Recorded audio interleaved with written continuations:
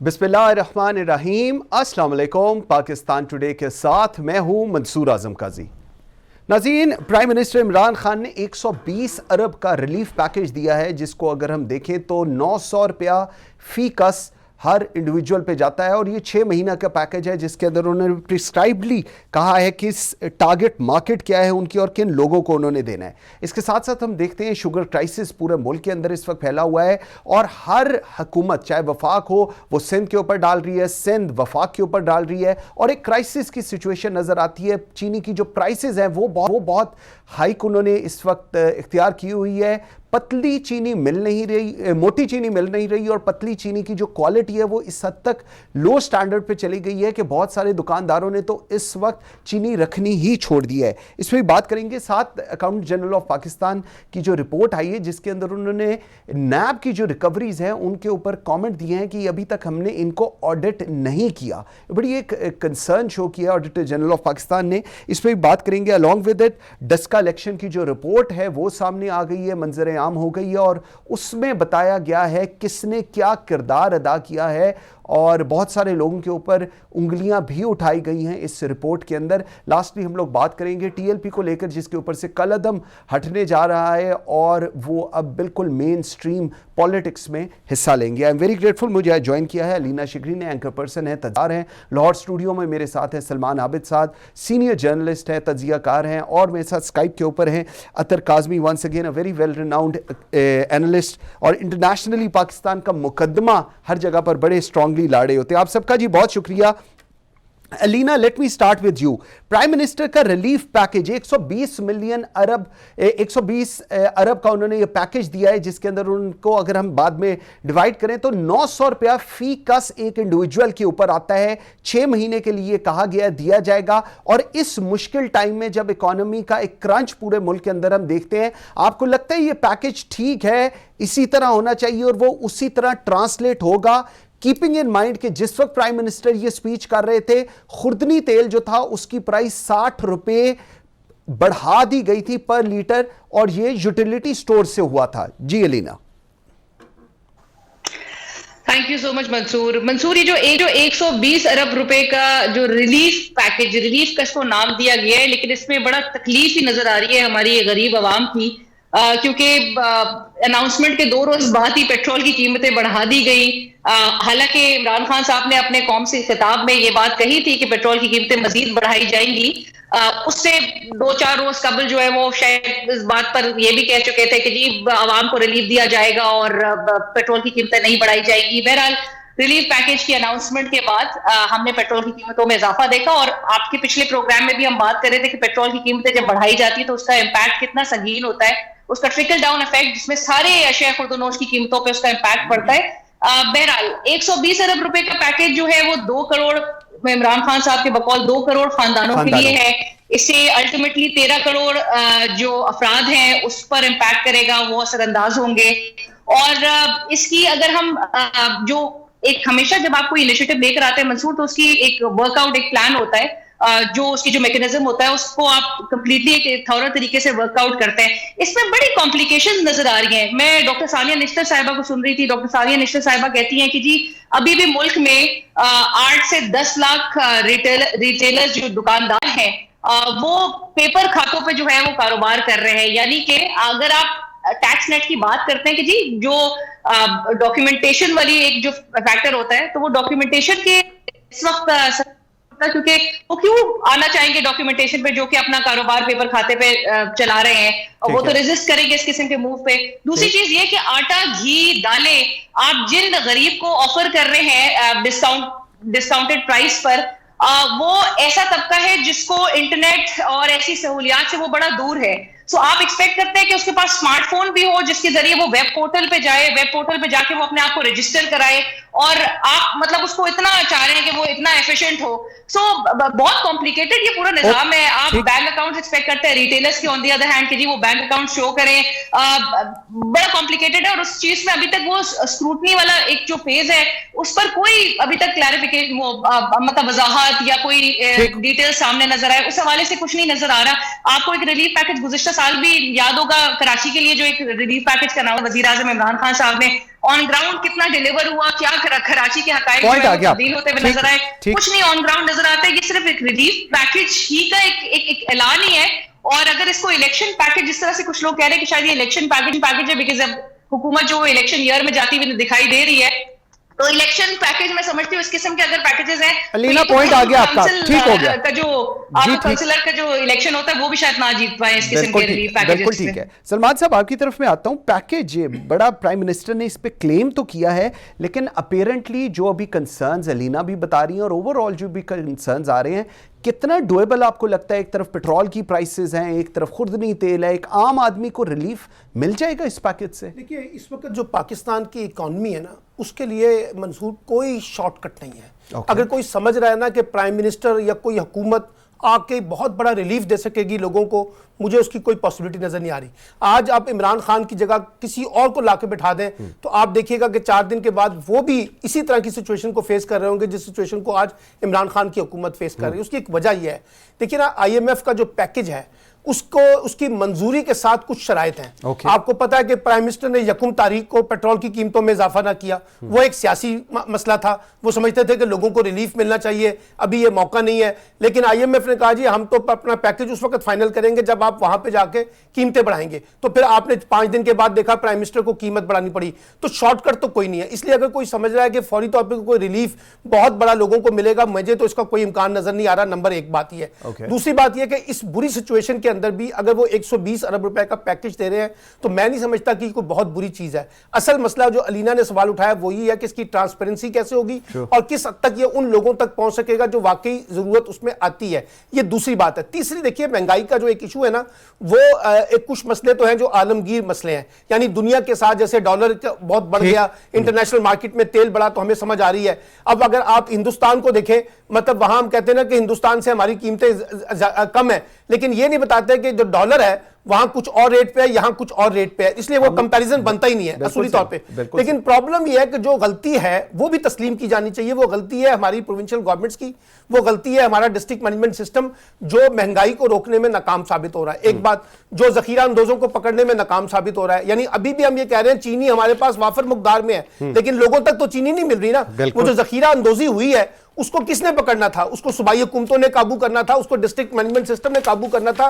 तो जो गवर्नेंस का क्राइसिस है ना, वो भी बड़ा उभर के सामने आ रहा है। आपके पास कोई मजिस्ट्रेसी निजाम नहीं है, आपका मॉनिटरिंग सिस्टम कोई नहीं है, आपका अकाउंटेबिलिटी सिस्टम नहीं है। अब आप देखिए, बहुत से लोगों को गिरफ्तार किया गया चीनी वाले क्राइसिस के अंदर, उन्होंने जाके अदालतों से स्टे ले लिए। अब अदालतों से उनको स्टे भी मिल जाता है, जमानत भी मिल जाती है, वो फिर आके दूसरे तरीके से ब्लैकमेल करते हैं। तो ये गवर्नेंस के इश्यूज भी हैं। अब हुकूमत सारा मलबा जो है ना सिर्फ बाहर की दुनिया पे ना डाले, अपनी भी गलती को तस्लीम करे कि हमारी भी गवर्नेंस के प्रोविंशियल गवर्नमेंट, और ये मैं आपको बताऊं 18वीं तरमीम के बाद प्रोविंशियल गवर्नमेंट ज्यादा अकाउंटेबल है वफाकी हुकूमत के मुकाबले में, लेकिन अनफॉर्चुनेटली सूबाई हुकूमतें जिम्मेदारी लेने के लिए तैयार नजर नहीं आती। ठीक, काज़मी साहब, आपने एक तरफ अलीना का व्यू पॉइंट है, बड़ा स्ट्रांग है, अपनी जगह बड़ा क्रेडिबल है, जारी कर रहे हैं ट्विटर पे। ये ना बताइए, आपको 22 करोड़ की आवाम कम पड़ गई है हकाइक से आपको आगाह करने के लिए? अलीना, मैं आ रहा हूं आपके पास। वीडियोस जो है वो ट्विटर पे हमें अलीना, मैं आ रहा हूं आपके पास। काज़मी साहब, आपने अलीना का भी व्यू पॉइंट सुना, सलमान साहब का भी व्यू पॉइंट है, लेकिन इस वक्त एक और भी सिचुएशन है, वो है ऑपोजिशन का क्लेम। ऑपोजिशन का ये ख्याल है कि जी इस वक्त इमरान खान साहब को रिजाइन करके घर चले जाना चाहिए, बिल्कुल इनसे डिलीवर भी नहीं हो रहा, ना इनके पास विजन है डिलीवर करने का। आपको लगता है इस सिचुएशन के अंदर ऑपोजिशन का जो क्लेम है वो डुएबल है या उस पर कुछ काम हो सकता है? जी देखिए, इमरान खान की सबसे बड़ी इंश्योरेंस पॉलिसी और खुशकिस्मती तो यही ऑपोजिशन है। ये इतनी डिसक्रेडिटेड ऑपोजिशन है कि ये जो मर्जी कहते रहे, इनको इनकी बात पे कौन यकीन करेगा। तो ये इसी चीज का फायदा इमरान खान साहब भी उठाते हैं। अब जहां तक ये ताल्लुक है कि जो महंगाई मुल्क के अंदर होगी है, मईशत के मसाइल हैं, वो सबके सामने हैं। पहले भी जिस तरह आपने भी जिक्र किया, दीगर मेहमानों ने भी उसका जिक्र किया। कुछ उसमें ऐसी चीजें हैं जिससे जो आलमी सतह के ऊपर भी हैं, जिस तरह ओवरसीज पाकिस्तानियों का जिक्र हुआ। बहुत सारे लोग पाकिस्तान में कह रहे हैं कि जी ओवरसीज पाकिस्तानी क्यों इसका जिक्र कर रहे हैं। क्या आपको पता है कि बरतानिया के अंदर जो मेजॉरिटी पाकिस्तानी हैं वो पसमानदा तरीन कम्युनिटी है। 1 पाउंड भी कीमत बढ़ जाए तो वो किस तरीके से मुतासिर होते हैं हैं इस वक्त बरतानिया के अंदर कितने फूड बैंक्स हैं, तो महंगाई से दुनिया भर में जो भी कम आमदन के वाले लोग होते हैं वो मुतासिर होते हैं, चाहे वो पाकिस्तान में हो चाहे वो किसी और जगह पे हो। लंदन में कोई शख्स पूरा महीना काम करके एक कमरा भी किराए पे नहीं ले सकता, इस वक्त ये सिचुएशन हो चुकी है। तो ये पूरी दुनिया का एक फिनोमेना होता है, जब महंगाई होती है उससे सब मुतासिर होते हैं। ये गिला करना या ये शिकायत करना कि ओवरसीज पाकिस्तानी क्यों अपनी इसमें इनपुट दे रहे हैं, देखें वो भी उतने ही कंसर्न है, वो एक सिर्फ आपको तस्वीर का दूसरा रुख बता रहे हैं, बाकी जो मसाइल हैं वो हुकूमत ने हल करने। जहां तक इकोनॉमी की बात है, कुछ चीजें हैं वो मनफी हैं, आपको नजर आ रहा है कि उसमें खराबियां हैं, लेकिन अगर आप एक्सपोर्ट्स देख लें, अक्टूबर के महीने में आपकी 17% एक्सपोर्ट्स बढ़ी हैं। आप फैसलाबाद चले जाएं, आप खुद बाखबर रिपोर्टर हैं, आप जाके फैसलाबाद देख लें कितनी नई इंडस्ट्री लगी है गुज़िश्ता 4 महीने के दौरान। आपकी टेक्सटाइल एक्सपोर्ट इस वक्त किधर पहुंच चुकी है, तारीख में पहली दफा पाकिस्तान में 30 अरब डॉलर की एक्सपोर्ट होने जा रही है, और कुछ लोग तो ये कह रहे हैं कि हो सकता है कि 35 अरब तक चला जाए। ये वो सारे फिगर्स हैं जिनको अभी आप फैक्ट चेक कर सकते हैं। तो कहीं जहां पे खराबी है वहां पे कुछ चीजें मुस्बत भी हैं। हाँ, अगर जो खराबी है वो इसी हुकूमत की जिम्मेदारी है, वो हम इंडिया के ऊपर, बांग्लादेश या मियां साहब के ऊपर नहीं डाल सकते, इसी हुकूमत ने ठीक करना है। और आखिरी बात मैं ये करूंगा कि इस वक्त अगर आप इंडिया में देख लें तो जो कांग्रेस हुकूमत ने अपने ऑफिशियल ट्विटर अकाउंट से ट्वीट की है उसके मुताबिक भी पाकिस्तान के अंदर पेट्रोल की कीमत इस वक्त इतने में सबसे कम है। बिल्कुल ठीक है। अलीना, एक तो आप कमेंट जरूर कर लें। सेकेंडली, ये सारी चीजें जहां पर अच्छी भी हैं, लेकिन वहां पर एक तरफ हम अगर एहसास प्रोग्राम को देखें, इसमें 9.5 करोड़ फैमिलीज मींस तकरीबन कोई 16-17 करोड़ लोग जो हैं वो एहसास प्रोग्राम में जा रहे हैं, जबकि आपकी पॉपुलेशन टोटल 22 मिलियन की है, 220 मिलियन 22 करोड़ की है। सो उसका मेजॉरिटी चंक अब एहसास में भी जा रहा है। ये भी एक बहुत बड़ा मेरे ख्याल में चैलेंज है हुकूमत के लिए कि जहां पर उन्होंने जॉब अपॉर्चुनिटीज देनी थी वहां पर लोग अब एहसास प्रोग्राम में जा रही हैं।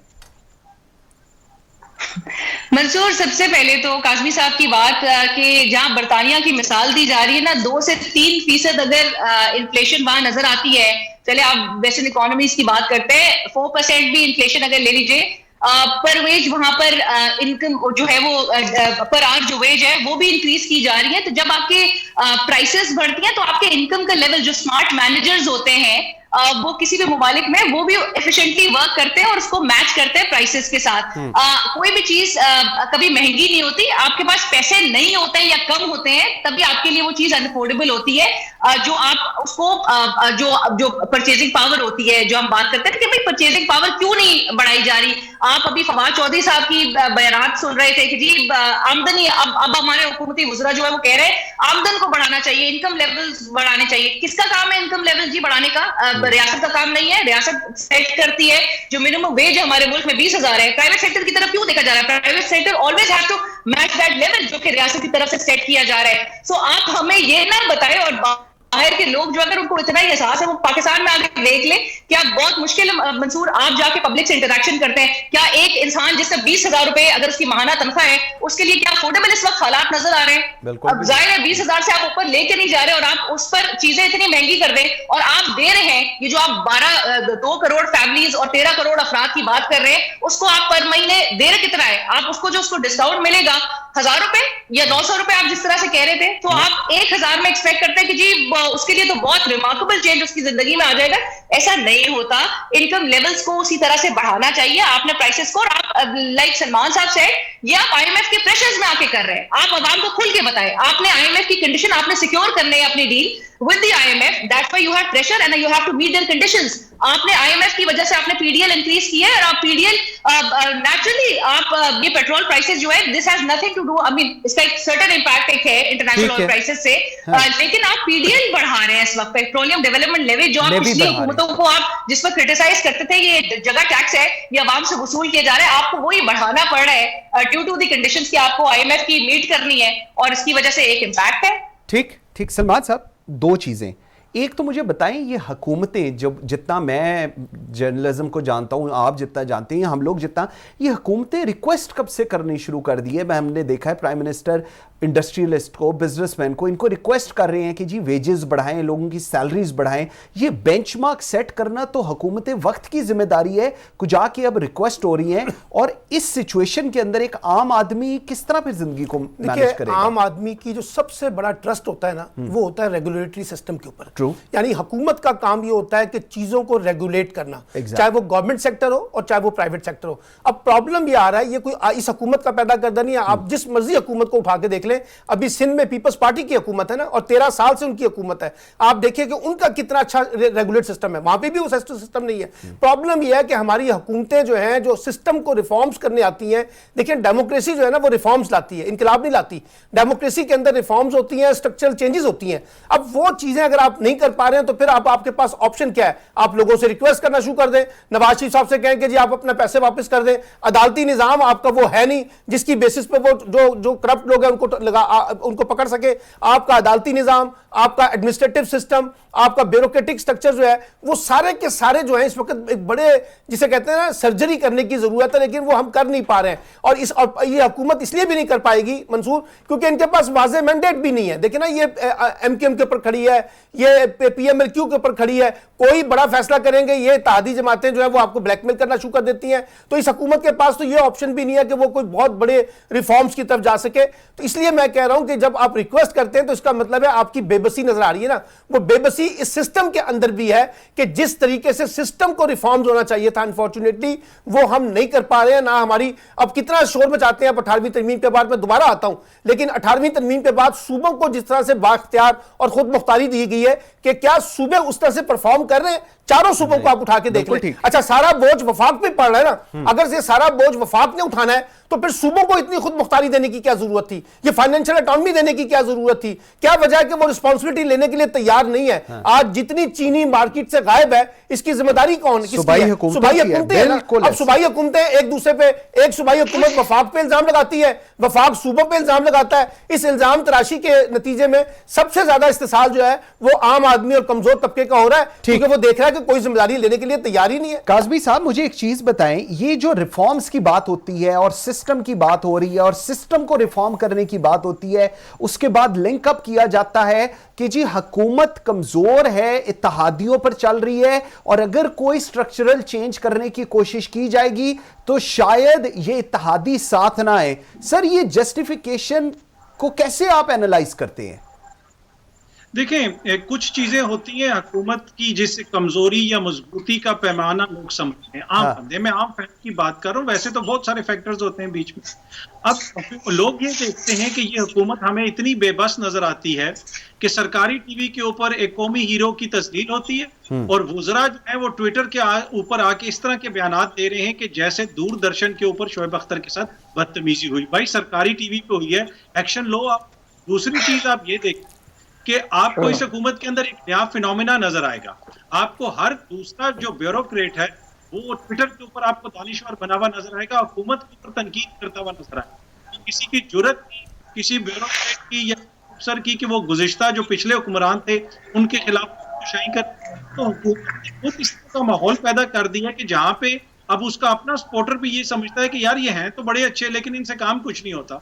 ये वाहिद हुकूमत है जिसके अंदर वुज़रा के अपने बच्चे इतने संगीन इल्जामात लगाते हैं हुकूमत के ऊपर कि बंदे का दिल करता है कि कानून को हाथ लगाना शुरू कर दे।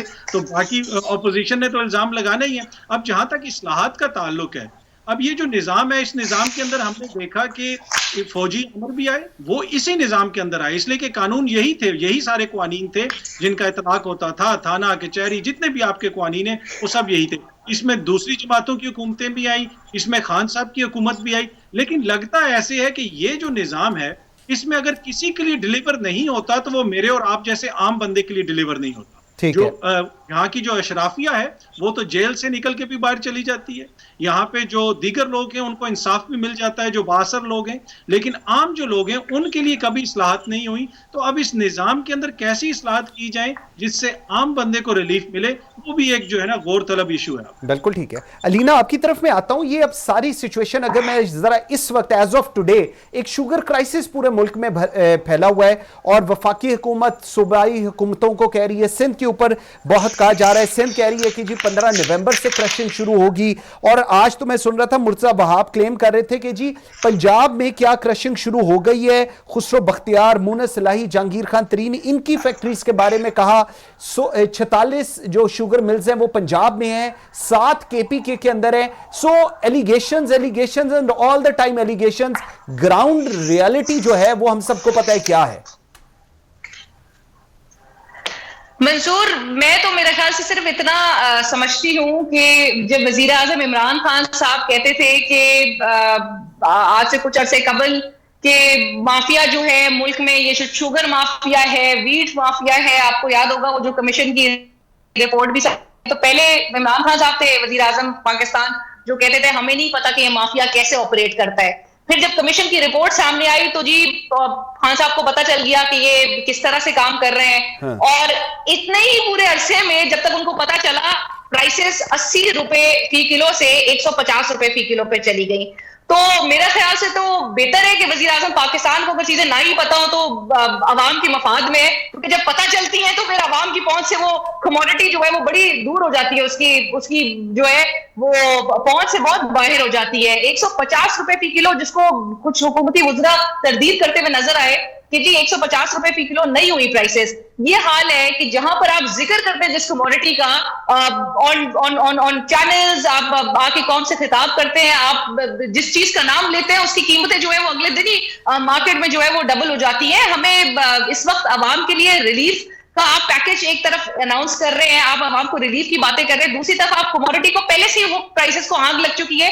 तो आवाम के लिए तो बड़ा मुश्किल हो गया है गुजारा। आप इलेक्शन ईयर में अब जा रहे हैं, अब आप उसके लिए मसनूई तौर पे वो अनाउंसमेंट्स और फिर ऐलानात हमें नजर आएंगे, लेकिन ऑन ग्राउंड इस वक्त सिचुएशन बहुत खराब है। मंसूर, जो एक गरीब तबका है, आपको पता है कि जी हम अभी बात कर रहे थे कि जी वो स्क्रूटनी का फेस किस तरह से होगा, किस डेटा बेस पे जो है, किसके बेसिस पे, क्योंकि पैरामीटर्स होते हैं ना जिनकी बेसिस पे आप सिलेक्शन करते हैं। आपको रिटेलर्स को भी अगर पिक करना है, आपको आप जिस मुस्तैक खानदान को आप उसको चुनेंगे, आप उसको भी तो देखेंगे ना कि ये लेगिट है कि नहीं, आपने किसी मुस्तैक को बाकी में ये अमाउंट जो है वो मिलेगी कि नहीं। ट्रांसपेरेंसी की हम बात कर रहे थे, तो आप किस डेटाबेस पे करेंगे? आपने वो गुर्बत की सतह पर वो जो आपने निकाला है आज से काफी अरसे पहले का जो डेटा, जिसपे आपको बता रहे हैं कि 60% से ज्यादा की आबादी या तो गुर्बत की सतह पर या उससे नीचे रह रही है, तो ये तो आपके हाल है कि more than half of your population point आ गया जी आपका, आइदर ऑन पॉवर्टी लाइन और बिलो पॉवर्टी लाइन। बिल्कुल ठीक। ऐसे में आप ये रिलीफ पैकेजेस का तो सिर्फ नाम है, आवाम को ऑन ग्राउंड जो है पॉइंट आ गया आपका जी, ठीक हो गया। अच्छा सलमान साहब, आगे मैं थोड़ा चलता हूं। Sir, accountant general of Pakistan की रिपोर्ट आई है जिसमें उन्होंने नैब रिकवरीज के ऊपर कहा है कि जी हमने ऑडिट नहीं किया, अनऑडिटेड हैं। आपको याद होगा क्लेम किया गया था कि नैब ने तकरीबन 821 बिलियन की रिकवरीज की हैं। फाइनेंस डिवीजन कहती है कि हमारे पास सिर्फ 6.5 बिलियन आया है, 815 बिलियन मिसिंग है। हुकूमत और जो वफाकी वुज़रा थे ये तक कहते थे कि जी 450 बिलियन तो शायद ये 2 खानदानों से आया है। सलमान साहब, इसको कैसे आप देख रहे हैं? देखिए, एक बड़ा सीरियस ये रिपोर्ट है। हाँ। क्योंकि नैब जो क्लेम करता है, हमारी भी डीजी नैब से भी मुलाकातें हुई हैं, उसमें बार बार वो इन चीज़ों को इंसिस्ट करते थे कि देखिए हमने इतनी बड़ी रिकवरी की है।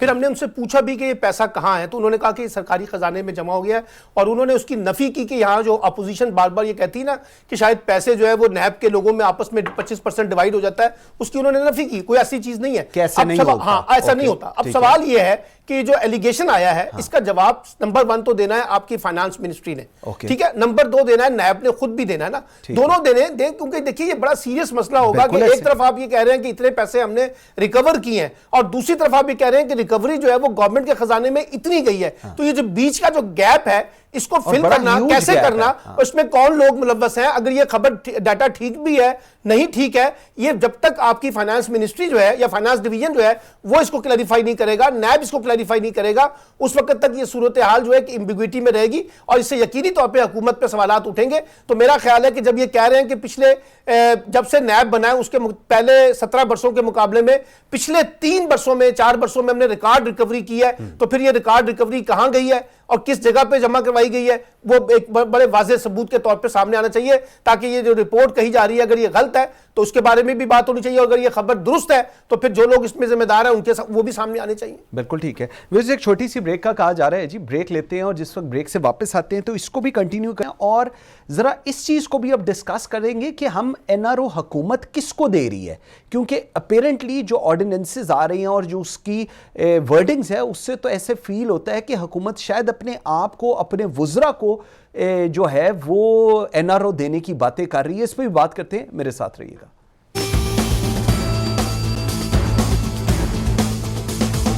Welcome back after the break. जी काज़मी साहब, मुझे जरा बताएं, ये जो नैब ऑर्डिनेंस हुकूमत आजकल तो रोज ही ऑर्डिनेंस निकाल रही है, इसका सेक्शन 2 कहता है कि the provisions of this ordinance shall not be applicable on decisions of federal/provincial government, other bodies will be exempted।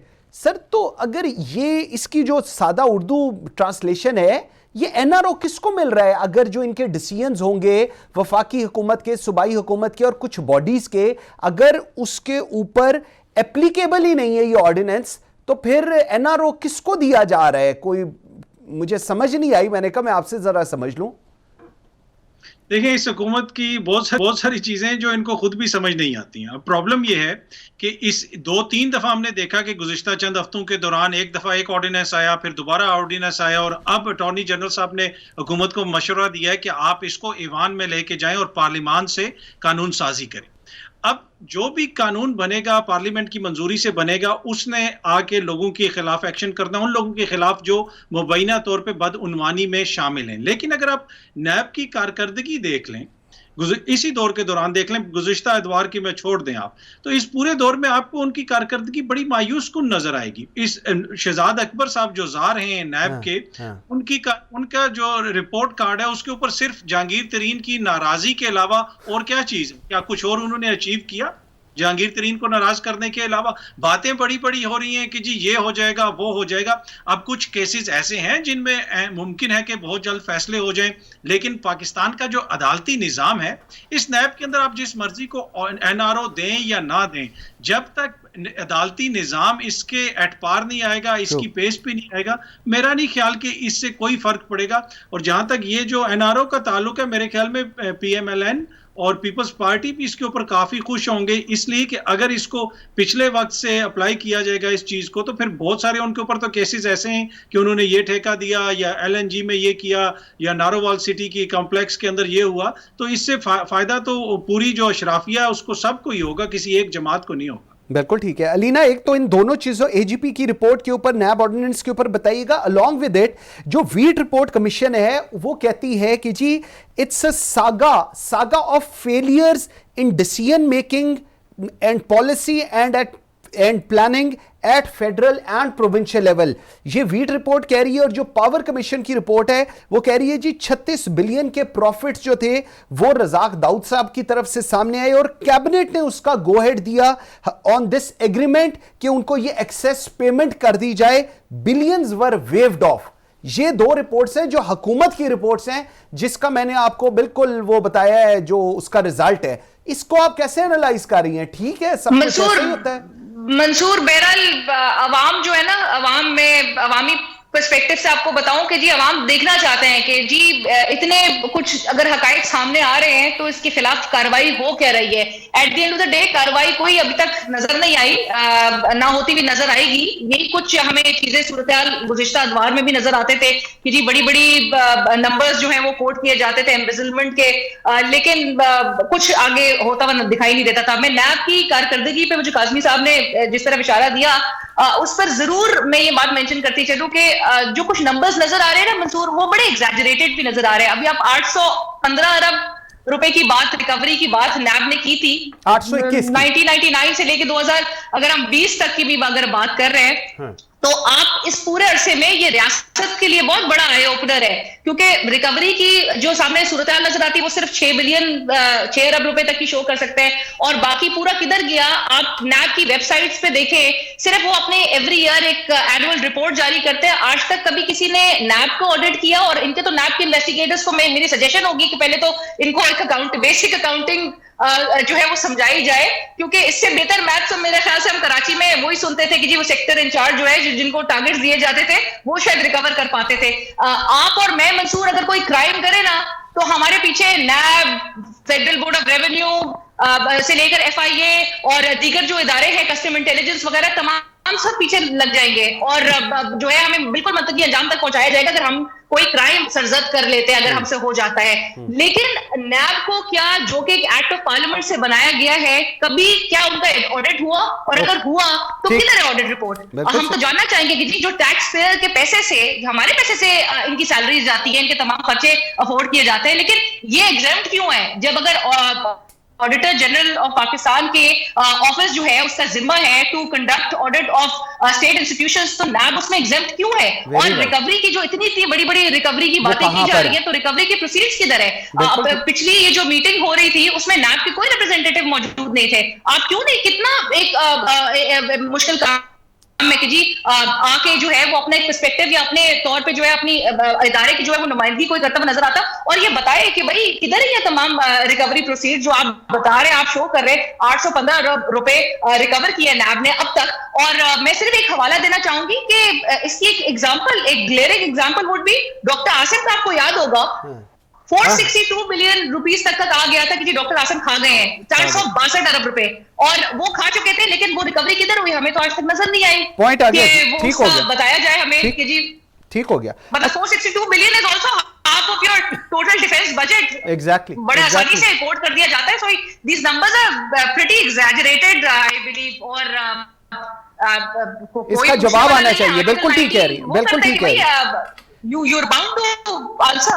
Alina, point आ गया आपका, ठीक है, आगे चलते हैं जी। थोड़ा सलमान साहब, सर कलदम तहरीक लबैक जो इस वक्त कलदम नहीं है, इसके ऊपर एलिगेशंस लगाए गए, हुकूमत ने कहा कि ये भारत की फंडेड है, इससे भारत से पैसे आ रहे हैं, और मुझे नहीं पता कौन कौन से एलिगेशन लगाए गए और इसको कलदम किया गया, और उसके बाद रात के अंधेरे में पंजाब हुकूमत इससे कलदम हटा के वफाकी हुकूमत को भिजवा दिया एंड ऑल दैट। सर ये ऐसे ही मुल्कों के साथ होता है, ऐसे ही, मतलब मैं कहा आपसे समझ लूं क्योंकि मैंने कभी नहीं देखा था इस तरह सब कुछ होता। देखिए, बदकिस्मती से इस तरह की तंजीमों के बारे में हमारा माशरा और हमारे इदारे तकसीम है। आपकी हुकूमत भी तकसीम है, आपकी अपोजिशन भी तकसीम है, आपकी इस्टेब्लिशमेंट भी तकसीम है, आपका मीडिया भी तकसीम है। अब जब भी इनके खिलाफ कोई बड़ी कार्रवाई करना चाहते हैं ना, तो ये मुख्तलिफ किस्म की तकसीम शुदा लोग हैं ना, ये मुख्तलिफ राय के साथ सामने आ जाते हैं। आपने देखा कि हुकूमत इनके खिलाफ बड़ी कार्रवाई करना चाहती थी, लेकिन फिर कहा गया कि नहीं, एक मफाहमत का रास्ता निकाला गया, और मफाहमत करने के लिए फिर शाह महमूद कुरैशी साहब को लाया गया, असद कैसर को लाया गया, कराची से मुफ्ती मुनीबुर रहमान साहब जो हैं उनको लाया गया, और फिर एक सारी चीज़ होगी। इसमें पहली गलती तो ये है कि जिस वक्त ये जो कालिदम तंजीम थी उस वक्त की, अगर ये लाहौर से बाहर निकले थे तो सवाल ये कि लाहौर से ये जेलम तक कैसे पहुंच गए। ठीक, एक बात, इसमें पूरी आपकी डिस्ट्रिक्ट मैनेजमेंट कहां गई? अगर ये मुज़ाकरात जो आपने की हैं, अगर ये लाहौर में बैठ के हो जाते और यहीं पर मामलात को रिजॉल्व कर लिया जाता तो शायद ये ज्यादा बेहतर होता। फिर ये हमारे जो पुलिस के शोधा हैं इनकी कुर्बानियां हमें ना देना पड़ती। फिर आप पुलिस को इल्जाम दे रहे हैं, भाई पुलिस के ऊपर इल्जाम लगा के पूरी की पूरी मशीनरी को आप तबादले कर रहे हैं। आप पहले ये तो माने ना कि मसला पुलिस नहीं है, मसला उस रियासती और हुकूमती पॉलिसी का तजाद है, जो समझ नहीं आता कि एक वक्त में आप कुछ तरीके से बिहेव करते हैं, एक तरीके से अब आप कुछ और तरीके से बिहेव करते हैं। चले मान लेते हैं अब आपका ये जो माहिदा हो गया है, हाँ। मैं इसको थोड़ी देर के लिए समझ लेता हूं एक मुस्बत अमल है। अब सवाल यह है कि इस बात की क्या जमानत है कि आइंदा ये लोग इस तरह का अमल नहीं करेंगे। अगर से कहा गया है कि उन्होंने तहरीरी तौर पर जमानत दी है, लेकिन तहरीरी तौर पर जमानतें हुकूमत भी देती रही, वो भी देते रहे, नतीजा आपके सामने आता रहा। तो अब देखना यह होगा कि मुस्तकबिल में क्या दोबारा ये जो तहरीक है ये उसी तरह का एटीट्यूड अपनाएगी जो इन्होंने माजी में अपनाया। अगर नहीं अपनाती और मेन स्ट्रीम होना चाहती है, पॉलिटिकल प्रोसेस के अंदर जाना चाहती है, कॉन्स्टिट्यूशनल फ्रेमवर्क में, पॉलिटिकल फ्रेमवर्क में काम करना चाहती है, तो बहुत अच्छी बात है। लेकिन इसमें बुनियादी चीज जिसको आपको समझनी है ना, इस पूरे प्रोसेस के अंदर हमें रियासत के अंदर, हुकूमत के अंदर, माशरे के अंदर एक तजाद नजर आया है, और उस तजाद की वजह से आपको ये इबामी कैफियत जो है ना ये देखनी पड़ रही है। बिल्कुल ठीक है। काज़मी साहब, आप प्लीड करते हैं पाकिस्तान का केस इंटरनेशनल मीडिया के ऊपर और बड़े दबंग तरीके से यू प्लीड इट। मैंने आपके 2-3 प्रोग्राम्स देखे रिगार्डिंग दिस, और उसके अंदर सर ये जो कलदम तहरीके लबैक और उसके बाद अब कलदम हटा देना, आपको लगता है कि ये genuinely this was the purpose of behind it? वो क्योंकि फ्रांसीसी सफीर का भी इशू कोई नहीं था, उसके बाद हमने देखा 2000 जो इनके लड़के थे वो भी रहा कर दिए गए, 90 के करीब जो लोग थे उनके नाम 4th स्केड्यूल में थे वो भी कर दिए गए, रिजवी को वो साद रिजवी को इन्होंने छोड़ने की बात हो रही थी वो भी प्रोसेस में है। आपको क्या लगता है ये वाकई ही जो पर्पस था जिसके लिए आगे निकले थे, ये पर्पस वही था या ये कोई पॉलिटिकल गेन हुआ इस सारी सिचुएशन में? देखिए, ये तो सारी सिचुएशन उस वक्त हमारे सामने खुली ने जब मुफ्ती मुनीब साहब ने कहा कि फ्रांस के एम्बेसडर को निकालने का तो मामला ही नहीं, हम तो कालादम का जो मसला है, कालादम करार देने का और साद रिजवी की जो रिहाई का मसला है उसके ऊपर हम बात कर रहे हैं। अब मसला ये है कि अगर साद रिजवी 15-20 हज़ार बंदे इकट्ठे करके ये समझते हैं कि वो रियासत से बाला हैं और किसी भी रियासती कानून का उनके ऊपर इतलाक नहीं होता, तो नवाज शरीफ साहब को किन गुनाहों की सजा है? उनके सपोर्टर्स तो साद रिजवी से हो सकता है ज्यादा हो, वो अपने 20 हज़ार बंदे ले आए, उनके ऊपर क्यों मुकदमे चल रहे हैं? उनसे भी आप खुफिया मुज़ाकरात करें। जरदारी साहब के सपोर्टर्स इससे ज्यादा हो सकते हैं, वो भी 15-20 हज़ार बंदे लेके लॉन्ग मार्च शुरू कर दें, रास्ते में 4-5 पुलिस वालों को शहीद कर दें और हुकूमत उनसे मुज़ाकरात करे। इस वक्त मसला ये है कि जब आप इस तरह के मुज़ाकरात करते हैं तो आपकी रियासत का मजाक बन जाता है। माजी में हमने देखा जिस तरीके से तहरीके तालिबान वालों के साथ मुज़ाकरात किए गए उससे भी रियासत को नुकसान पहुंचा, वो ज्यादा और वो बोल्ड हुए वो लोग, उनकी कार्रवाइयों में तेजी आई। अब ये हुकूमत दोबारा वही गलती कर रही है, तहरीके तालिबान के साथ भी ये मुज़ाकरात कर रही है, इधर जो शरपसंद हैं उनके साथ भी मुज़ाकरात हो रहे हैं। देखें, मसले को अच्छे तरीके से हल करना वो हर किसी की ख्वाहिश है, लेकिन कुछ जो हदूद होती हैं उनके अंदर रह के रियासत को ऑपरेट करना पड़ता है। रियासत जो है वो कोई जरगा नहीं है कि मेरा दिल चाहे तो मैं कहूं यार ये कर दो।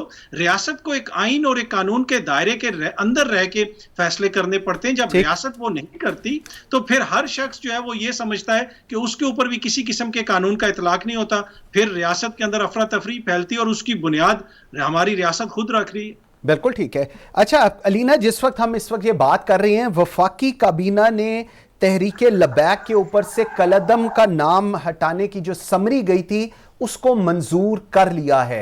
सो तहरीके लबैक अब कलदम नहीं है और वो बिल्कुल अब उसी तरह पॉलिटिकल पार्टी की तौर पे आएगी, और तो पर्पस ठीक हो गया, पर्पस सर्व हो गया। और ये भी कहा जा रहा है कि डाउन द रोड वो इसके साथ मिलेंगे और मेन स्ट्रीम का हिस्सा भी बनेंगे। ये वो पार्टी थी जो it emerged as the third biggest party in elections and आपको ये भी याद होगा कि एक तो खैर ये वुजरा के नीजर्क रिएक्शन से हम बड़े परेशान हैं। आके एक वजीर कुछ अनाउंस कर रहा होता है, दूसरा वजीर कुछ अनाउंस कर रहा होता है। तो ये फवाद चौधरी साहब ने मेरे ख्याल से एक नीजर्क रिएक्शन ही था उनका, जो कि आके एकदम से उन्होंने कहा था कि this will be now treated as a militant organisation. मेरा ख्याल से और फिर आपको विड्रॉ जब उस पोजीशन से करना पड़े तो फिर बड़े तोहमतें लगाई जाती हैं हुकूमत में।